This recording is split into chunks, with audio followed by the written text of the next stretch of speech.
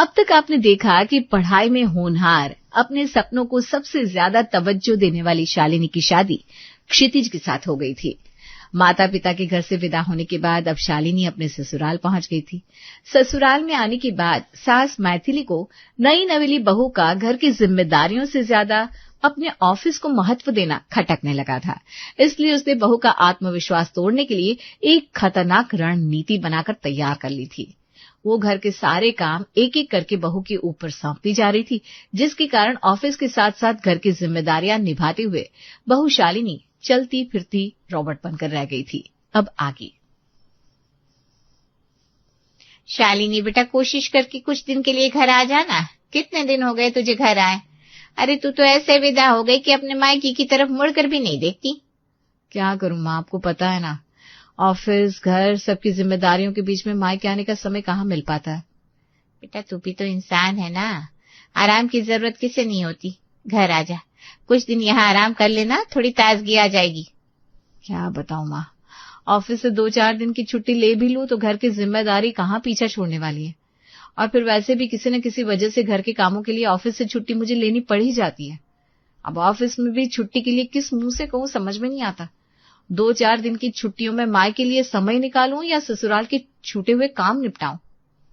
तेरी परेशानी समझती हूँ बेटा। मैं कह रही थी कि दामाद जी का काम तो अच्छा चल रहा है, क्यों काम कर करके खुद की ऐसी हालत कर रखी है तूने? छोड़ देना ये नौकरी और सुकून से राज कर अपने ससुराल में। दोहरी जिम्मेदारी में फंस कर क्या हाल हो गया है तेरा? माँ तुम शायद भूल रही हो, तुम्हारे राजकुमार जैसे दामाद के सफेद घोड़े पर बैठकर मुझे दुनिया देखने का कोई शौक कभी नहीं था। मैं दुनिया को अपने नजरिए से, अपनी आंखों से देखना चाहती हूँ और इसीलिए मैंने हमेशा अपने करियर को तवज्जो दी। और नौकरी हमेशा पैसों के लिए नहीं की जाती माँ। घर के काम, आटा दाल रोटी के अलावा भी मेरी एक पहचान है और मुझे अपनी वो पहचान बहुत प्यारी है। आगे से मुझे ऐसी सलाह मत देना। मेरी मदद करने की इच्छा हो ना तो मुझसे मिलने के लिए मेरे ससुराल चले आया करो, यही सबसे बड़ी मदद होगी तुम्हारी तरफ से। तुम ही कहती थी ना, संघर्ष से डरकर हथियार नहीं छोड़े जाते।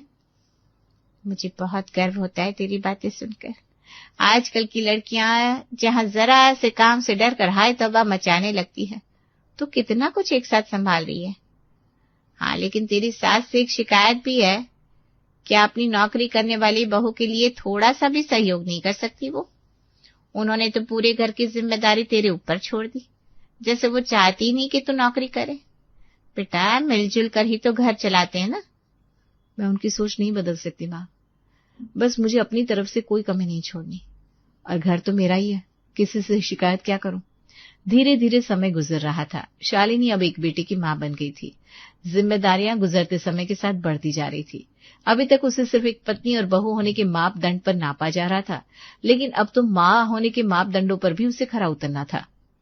बहू, तुमसे कहा था ना बाजार से ठाकुर जी के नए कपड़े लाने हैं। आज मैंने घर में कीर्तन रखा हुआ है और ठाकुर जी के वस्त्र अभी तक नहीं आए। माँ जी माफ कर दीजिए, ऑफिस में मीटिंग थी तो मैं बिल्कुल भूल गई। अभी भी मेरी वीसी चल रही है, मैं थोड़ी देर में आपसे बात करती हूँ। लो जी, इन महारानी ने तो कमरा बंद कर लिया, अब क्या करूं मैं? गलती मेरी है जो मैंने इतनी बड़ी जिम्मेदारी उस पर छोड़ी।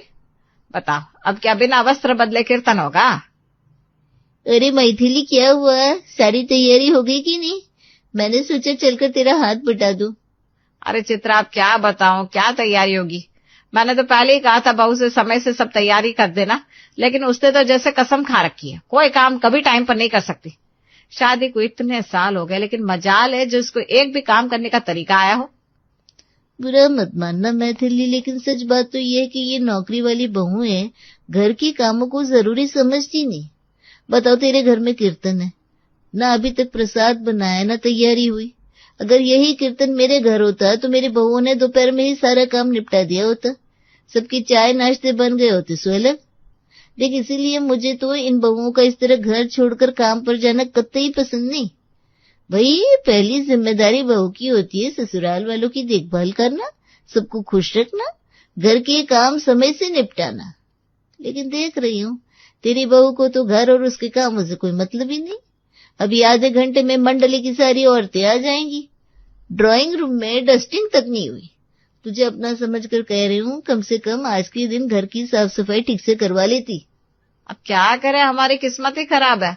मैंने कब चाहा कि बहू जाकर बाहर नौकरी करे, लेकिन ये तो अपनी नौकरी के आगे किसी की सुनती नहीं।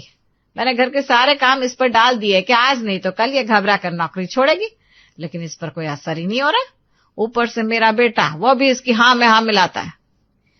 देख मैथिली, ये आजकल की बहू सास की कही हुई बात को बिल्कुल फिजूल समझती है। तेरी बहू में सुधार तब आएगा जब नौकरी छोड़ने की बात तुम नहीं, उसका पति उसे कहेगा। अब तुझे अपने बेटे के दिमाग में ये बात डालनी है कि बहुत कर ली बहू ने नौकरी, अब उसे घर पर रहकर घर और अपने बेटे की देखभाल करनी चाहिए। वैसे जो तूने कहा है ना, है तो बड़ी मुश्किल वाली बात, लेकिन मैं कोशिश करके देखती हूँ। शनिवार के दिन, बहू आज क्षितिज की बुआ आने वाली है, कुछ अच्छा सा बना लेना। ठीक है माँ जी, बना दूंगी, आप चिंता मत करिए। कुछ देर बाद बहू शालिनी रसोई में जाकर बुआ जी के लिए पकवान बनाने में लग गई। रात के 8 बजे। मम्मा, आपने मेरे फैंसी ड्रेस की तैयारी कर दी ना? अब भूल नहीं गए ना, कल मेरे स्कूल में फंक्शन है। अरे बेटा, मैंने तो सोचा था कि मैं सब तैयारी कर दूंगी, लेकिन ऑफिस से घर आते ही माँ जी ने बुआ जी के आने के बारे में कह दिया, तो खाना बनाते बनाते मेरे दिमाग से निकल गया। इसका मतलब मैं कल के फंक्शन में पार्टिसिपेट नहीं कर पाऊंगा। दिस इज नॉट फेयर मम्मा, आपने मेरा पूरा इवेंट खराब कर दिया। नहीं नहीं, ऐसे बात नहीं करती बेटा, तू चिंता मत कर, मैं अब भी तेरे साथ बाजार चल रही हूँ। माँ जी, मुझे अभी बाजार के लिए निकलना पड़ेगा। सब्जी मैंने बना दी है, बस रोटी बनानी बाकी है, आप देख लीजिएगा। चल चिंटू जल्दी। इतना कहकर शालिनी चिंटू का हाथ पकड़कर घर से बाहर निकल जाती है और सास मैथिली बहू की शक्ल देखती रह जाती है। अब और कोई चारा तो था नहीं, इसलिए घर आई हुई ननद को खातिरदारी करने के लिए मैथिली रसोई में जाकर गरम गरम फुलकी सेंकने लगती है। अरे भाभी, अभी इस उम्र में भी रोटी बनाने की जिम्मेदारी बहू ने आपके ऊपर छोड़ रखी है क्या? अरे भाई, हमें तो लग रहा था आप राज कर रही होगी बहू के आने के बाद, उल्टा आप तो रसोई में खड़े होकर खाना पका रही हैं। नहीं जीजी, ऐसी बात नहीं है, खाना तो सारा बहू ही बना कर गई है। बस उसे कुछ काम याद आ गया तो मैंने सोचा आपके लिए गर्मा गर्म रोटियां मैं बना देती हूँ। रहने दो भाभी, हमारे घर कोई मेहमान आए तो मजाल है मेरी बहू यहाँ से वहां हिल जाए। अब बुढ़ापे में मेहमानों की खातिरदारी करना ही हमारा काम है क्या? बहुत कर लिया हमने सारी उम्र, अब क्या यही सारे फर्ज निभाते रहेंगे? बहुओं की कोई जिम्मेदारी नहीं है। खैर, नौकरी करने वाली बहू के थोड़े बहुत नखरे तो उठाने पड़ेंगे। बहू गिनकर पैसा जो दे रही है। हद करती हो जीजी आप। अरे हम कौन सा बहू के पैसों के लिए मरे जा रहे हैं। भगवान की दया से हमारे घर में किसी चीज की कमी नहीं है, और हमने अपनी बहू पर कभी दबाव नहीं डाला कि वो 4 पैसे कमा कर लाए तभी घर की दाल रोटी चलेगी। अरे वो तो शौकिया नौकरी करती है, हमारी बला से कल छोड़ दे। भाभी, ये सब कहने की बात होती है, वरना इस बुढ़ापे में रसोई में खट रही हैं आप। जरूर ना होती तो क्या बहू एक साथ इतनी जिम्मेदारियां निभाना चाहती? बुरा मत मानना, अभी हाथ धोने के लिए बाथरूम गई थी तो देखा वॉशिंग मशीन के बाहर कपड़ों का ढेर लगा हुआ है। जब घर में बहू आ जाती है ना तो घर चमकते दिखाई देने लगते हैं, और आपके घर की हालत तो पहले से ज्यादा खराब नजर आ रही है। आपकी भी बहू को कुछ कहने की हिम्मत कहाँ हो पाती होगी। मुझे तो लग रहा है कि घर में पोछा भी हफ्ते में 1 दिन लगता है। अरे नहीं नहीं, सफाई तो काम वाली कर जाती है, लेकिन ये मुई काम वालियां कैसा काम करती है ये बात कौन नहीं जानता। बात रही कपड़ों की तो बहू 2-3 दिन के कपड़े एक साथ धोती है, वो उसके पास थोड़ा समय की परेशानी होती है ना, इसलिए। यूं तो मैथिली ने बुआ जी को समझा दिया था, लेकिन बुआ जी की कही एक एक बात उसके सीने में कांटे की तरह चुभ रही थी। मैथिली ने मन मना लिया था कि बस बहुत हो गया, अब वो अपने बेटे क्षितिज से बहू की नौकरी के बारे में बात करके रहेगी। देख रहा है क्षितिज, तेरी बुआ 10 बातें सुना कर गई है, और बुआ की क्या गलती बताऊं। बाहर वालों को कहने का मौका तो मिलेगा तो वो तो कहेंगे। चिंटू के स्कूल की पढ़ाई हो या फिर घर पर किसी मेहमान की आवभगत, घर की साफ सफाई से लेकर हर जरूरी काम बस आधा अधूरा ही तो हो पाता है। घर की हालत देख, इसे देखकर कोई कहेगा यहाँ पर एक बहू भी रहती है। अपनी सहेलियों के घर जाती हूँ ना तो घर में पैर रखते ही मन प्रसन्न हो जाता है। अरे यहाँ बिना बात ही नौकरी का झंझट पाल रखा है बहू ने। 4 पैसे कमा के लाती है, इसके चक्कर में दुनिया भर के टेंशन हो रही है घर में। घर में रहेगी शालिनी तो घर का कोना कोना बोल उठेगा। तू भी ऑफिस से लौटेगा तो बीवी के हाथ की 1 कप गर्मा गर्म चाय पीने को मिलेगी, मनपसंद बना हुआ खाना मिलेगा, बच्चों की पढ़ाई पर ध्यान दे पाएगी। और वैसे भी इतना पैसा कमा कर जाना कहाँ है, अगर बच्चे का जीवन ही ना सुधार सको तो। देखा है मैंने, बेचारा चिंटू दिन भर मम्मी मम्मी करता रहता है, लेकिन शालिनी के पास तो चिंटू के लिए समय ही नहीं है। लेकिन माँ, लेकिन क्या? याद है ना मौसी जी के बेटे की शादी में तुझे अकेले जाना पड़ा था, सारे रिश्तेदारों में हाय हाय हो गई थी। जब भी कहीं कोई जरूरी काम होता है, शालिनी की कोई जरूरी मीटिंग अटक ही जाती है और फिर हमें ही समझौता करना पड़ता है। अरे बेटा, मैं पूछती हूँ कब तक ये समझौते की जिंदगी जीते रहेंगे? बहुत कर ली बहू ने नौकरी, अब उसे समझा कि शौक पूरा हो गया है तो घर में रहकर अपने बच्चे और पति पर ध्यान दे। एक औरत की असली दौलत उसका परिवार और बच्चे होते हैं। हालांकि मैथिली ने पहले कई बार इस तरह की बातें क्षितिज के दिमाग में डालने की कोशिश तो की थी, लेकिन इस बार जैसे उसका तीर एकदम निशाने पर लग गया था। अब क्षितिज, यहाँ तक कि चिंटू को भी ऐसा लगने लगा था कि शालिनी की नौकरी के कारण वो परिवार पर उतना ध्यान नहीं दे पा रही है। शालिनी, मुझे पता चला लास्ट मोमेंट पर चिंटू की फैंसी ड्रेस लेकर आई तो सोच कर देखो, अगर दुकान बंद हो गई होती या किसी वजह से उसका ड्रेस नहीं मिलता तो बच्चे के दिमाग पर कितना बुरा असर पड़ता। ये छोटी छोटी बातें ही नासुर बन जाती है। हमारा खानदानी बिजनेस है, मैं तो उसे छोड़ नहीं सकता। मेरा सुझाव तो यही है कि तुम्हें अब जॉब से ब्रेक ले लेना चाहिए। चिंटू बड़ा हो रहा है, उसे तुम्हारी जरूरत है। क्यों चिंटू, कैसा रहेगा अगर माँ पूरा दिन तुम्हारे साथ रहे? पापा की बात सुनकर चिंटू खुशी से झूम उठा। पापा, क्या सच में ऐसा हो सकता है? मम्मी मेरे सारे पीटीएम में आएगी, अपने हाथ से बनाकर खाना खिलाएगी, मेरा स्कूल बैग लगाएगी। मैं तो इमेजिन भी नहीं कर पा रहा हूँ। पूरा दिन मम्मी के साथ खेलने को मिलेगा। मेरा तो हर दिन संडे बन जाएगा। आपको पता है मम्मी बिजी रहती है ना, इसलिए मैं अपने फ्रेंड्स को भी अपने घर पर पार्टी के लिए नहीं बुलाता। सारे दोस्त मुझे चिढ़ाते रहते हैं।